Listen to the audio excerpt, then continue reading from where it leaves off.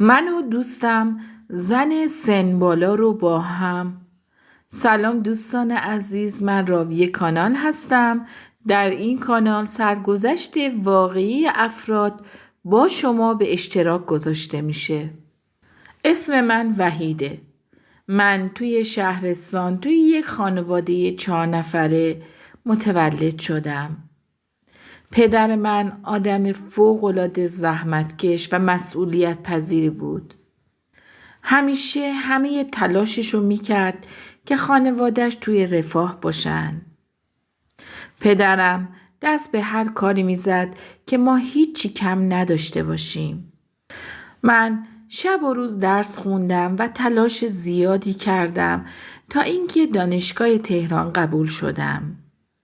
توی رشته مهندسی. خیلی خوشحال بودم. از اونجایی که ما توی شهرستان زندگی می کردیم، من یک پسر چشم و گوش بسته بودم که هیچ اطلاعی در مورد دخترها یا محیط بیرون نداشتم. فقط درس می خوندم و بعدش می اومدم خونه.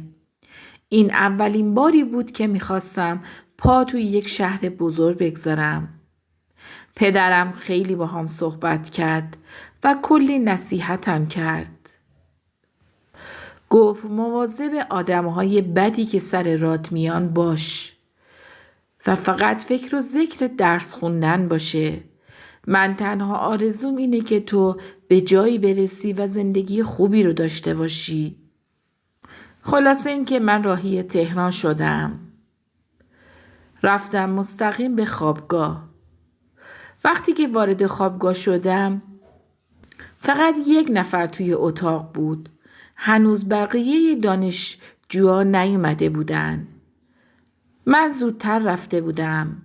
چند روز مونده بود که دانشگاه باز بشه. وارد اتاق شدم.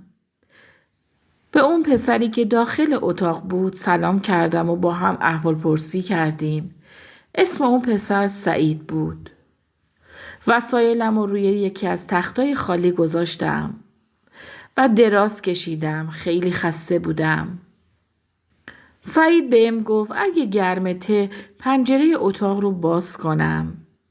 منم ازش خواهش کردم و اون این کار رو کرد. هنوز تازه روی تخت چشمام گرم شده بود که احساس کردم دستی داره قلقلکم میکنه. یک دفعه از خواب پریدم. متوجه سعید شدم. صدای نفساش کنار گوشم بود. جا خوردم و خیلی ناراحت شدم. دستشو با ناراحتی کنار زدم. اما اون ولکن نبود. بعد از اینکه متوجه شد من ناراحت شدم دیگه کاری انجام نداد و رفت روی تخت خودش دراز کشید. اون شب رو تا صبح گذروندم.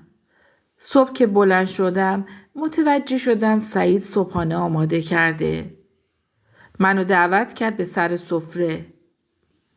کنارش نشستم. کلی ازم سوالاتی پرسید. سوالاتی که میپرسید این بود که کدوم شهر بودم؟ رشته‌ای که قبول شدم چیه؟ اون خودش دانشجوی ترم 7 رشته ریاضی بود. بعد از اینکه صبحانه خوردیم دوباره رفتم روی تخت دراز کشیدم. سریع اومد کنارم نشست و گفت چقدر تو زیبا هستی، چقدر خوش هیکلی. با تعجب بهش گفتم منظورت از این حرفا چیه؟ منظورت از کارهای دیشب چی بود؟ بدون اینکه حرفی بزنه چشماشو گرد کرد و بهم با تعجب نگاه کرد. بهش گفتم منظورت چیه؟ سعید گفت 2 روز دیگه مونده بقیه هم اتاقیامون بیان. خواستم این چند روز رو با هم راحت باشیم.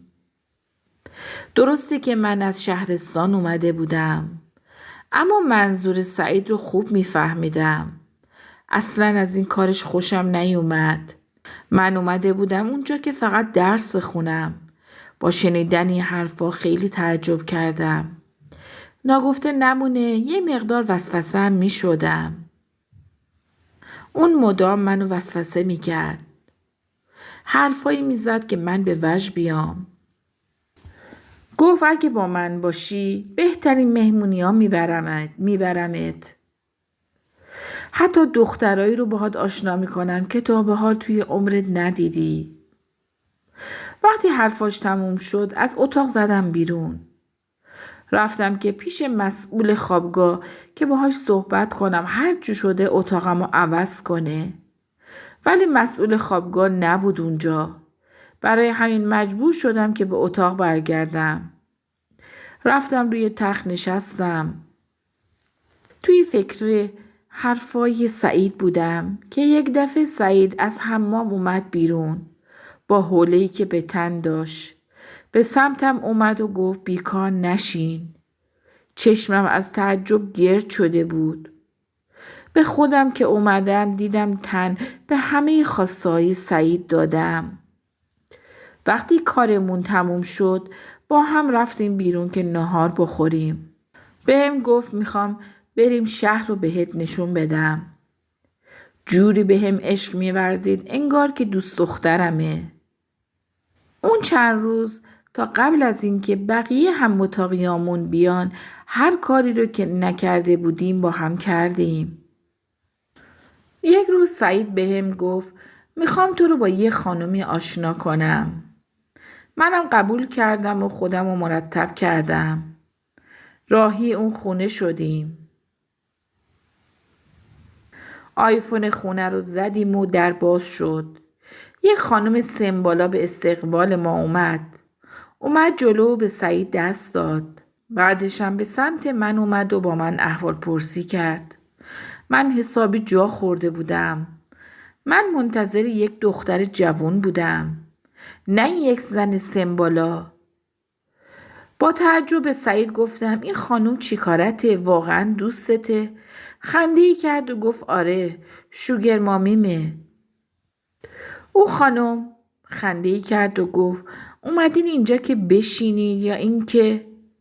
یک دفعه سعید خنده‌ای کرد.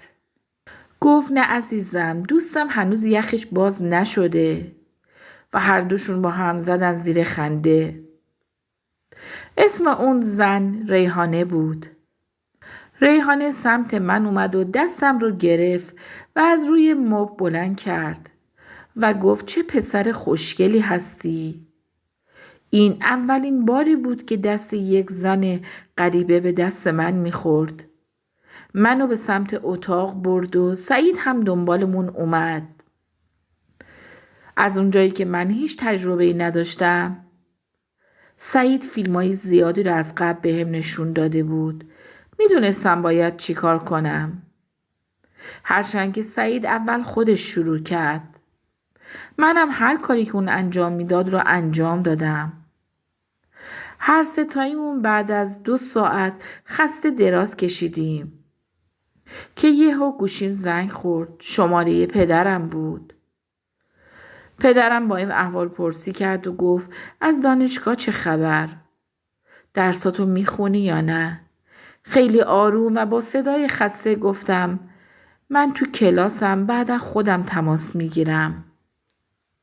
تازه اونجا بود که یادم اومد من برای چی به تهران اومدم.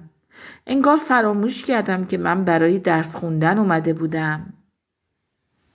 ریحانه اون شب خیلی بهمون اصرار کرد که شب رو اونجا بمونیم.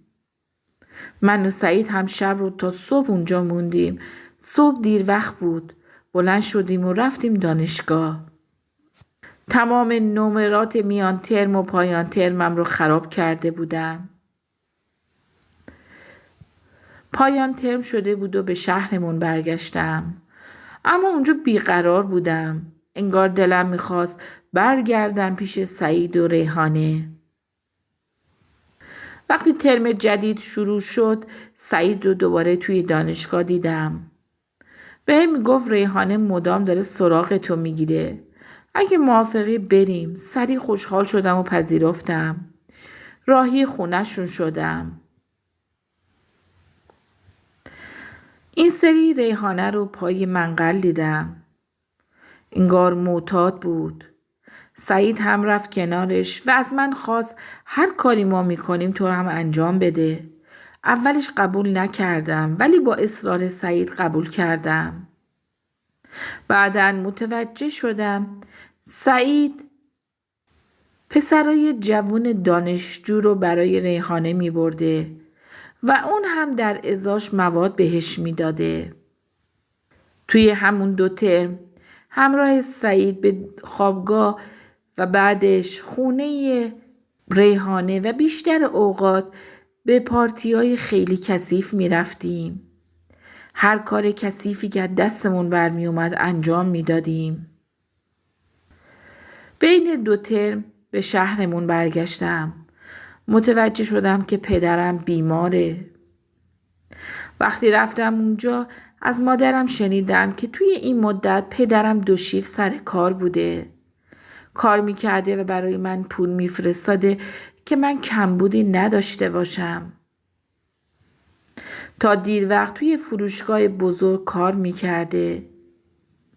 هر کاری از دستش برمی اومده انجام میداده و این باعث شده بود که مریض بشه.